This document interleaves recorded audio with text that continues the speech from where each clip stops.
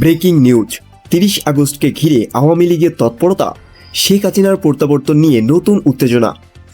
৩০ আগস্টকে ঘিরে আওয়ামী লীগের নেতাকর্মীদের মধ্যে নতুন তৎপরতা, দাবি আর এর মধ্যেই শেখ হাসিনার সম্ভাব্য দেশে ফেরাকে কেন্দ্র করে রাজনৈতিক অঙ্গনে বাড়ছে বিশাল উত্তেজনা। তারেক রহমানের ভারত সফর, আওয়ামী লীগের নেতাকর্মীদের ট্রাভেল পাস এবং সেপ্টেম্বরের সম্ভাব্য রাজনৈতিক কর্মসূচি, সব মিলিয়ে সামনে আসছে একাধিক প্রশ্ন।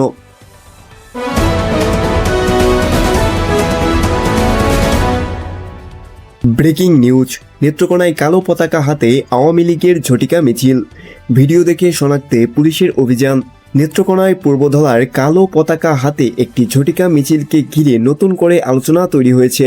মিছিলের ভিডিও সামাজিক যোগাযোগ মাধ্যমে ছড়িয়ে পড়ার পর অংশগ্রহণকারীদের শনাক্ত করার কাজ শুরু করা হয়েছে। এই ঘটনায় মামলায় প্রস্তুতের কথাও জানিয়েছে থানা কর্তৃপক্ষ।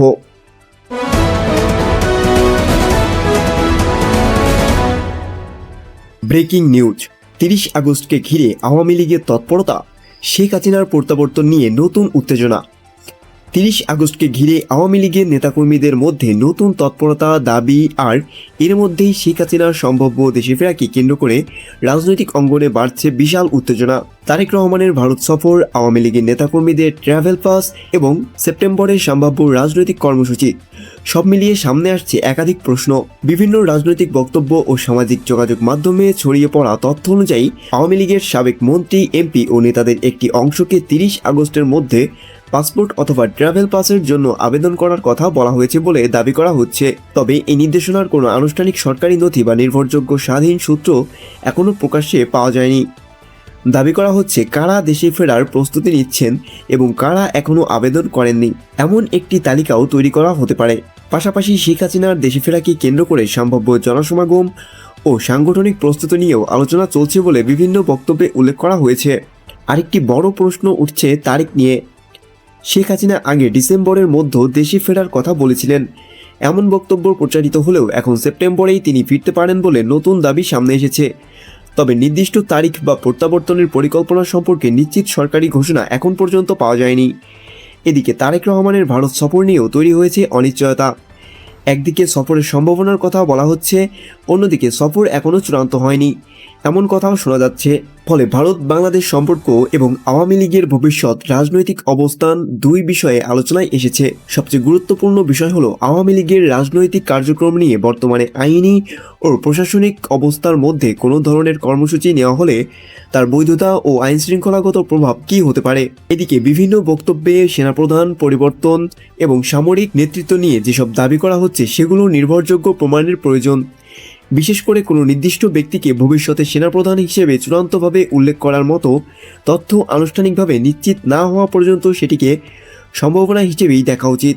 অন্যদিকে শেখ হাসিনার সমর্থকদের পক্ষ থেকে রাজনৈতিকভাবে সক্রিয় হওয়ার নানা বক্তব্য সামনে আসছে। তবে সহিংসতার প্রতিশোধ বা কোনো ব্যক্তি কিংবা গোষ্ঠীর লক্ষ্য করে হুমকির মতো বক্তব্য রাজনৈতিক পরিবেশকে আরও উত্তপ্ত করতে পারে বলে মনে করা হচ্ছে। সব মিলিয়ে ৩০ আগস্টের সময়সীমা, সম্ভাব্য ট্রাভেল পাস আবেদন, শেখ হাসিনার দেশে ফেরার জল্পনা এবং তারেক রহমানের ভারত সফর, এই চারটি বিষয় এখন বাংলাদেশের রাজনীতির আলোচনার কেন্দ্রে। আগামী কয়েক সপ্তাহে কোনো আনুষ্ঠানিক ঘোষণা আসে কিনা সেটি এখন দেখার বিষয়। আপনার কি মনে হয় ৩০ আগস্টের পর বাংলাদেশের রাজনীতিতে বড় কোনো পরিবর্তনের ইঙ্গিত কি পাওয়া যেতে পারে? মতামত কমেন্টে জানিয়ে দিন।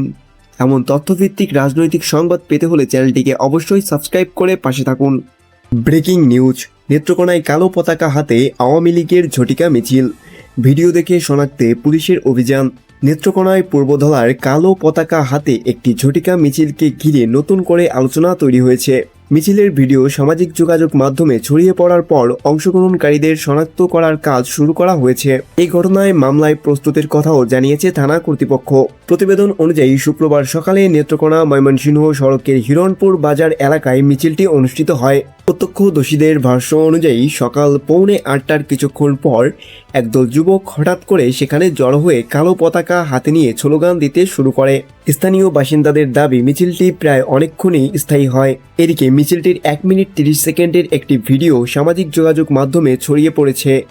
প্রতিবেদনে বলা হয়েছে, কার্যক্রম নিষিদ্ধ আওয়ামী লীগ, ছাত্রলীগ সহ বিভিন্ন অঙ্গ সংগঠন নেতাকর্মীরা কয়েকটি অ্যাকাউন্ট থেকে ভিডিওটি শেয়ার করছেন। ভিডিওতে কালো পতাকা ও ব্যানার হাতে একদল ব্যক্তিকে মিছিল করতে দেখা যায়। প্রতিবেদনে দাবি করা হয়েছে, পূর্বধলা উপজেলায় ছাত্রলীগ সভাপতি সলেমান হোসেনের নেতৃত্বে এতে অর্ধশতাধিক নেতাকর্মী অংশ নেন।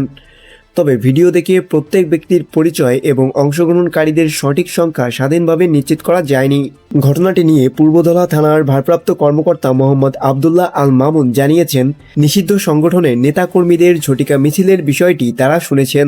ভিডিও পর্যালোচনা ও স্থানীয়দের সঙ্গে কথা বলে অংশগ্রহণকারীদের শনাক্ত করার চেষ্টা চলছে।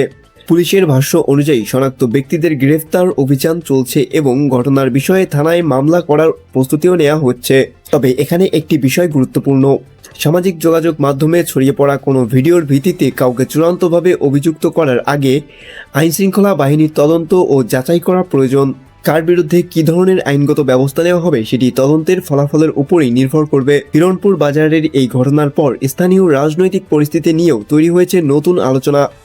এখন দেখার বিষয়, পুলিশ তদন্ত শেষে কতজনকে শনাক্ত করতে পারে এবং এই ঘটনায় শেষ পর্যন্ত কী ধরনের আইনি পদক্ষেপ নেওয়া হয়। আপনার কি মনে হয়, এই ধরনের ঝটিকা মিছিল নিয়ন্ত্রণে আইনশৃঙ্খলা বাহিনী আরও কী পদক্ষেপ নেওয়া উচিত ছিল? মতামত কমেন্টে জানান। এমন তথ্যভিত্তিক সংবাদ পেতে হলে চ্যানেলটি সাবস্ক্রাইব করে অবশ্যই পাশে থাকুন।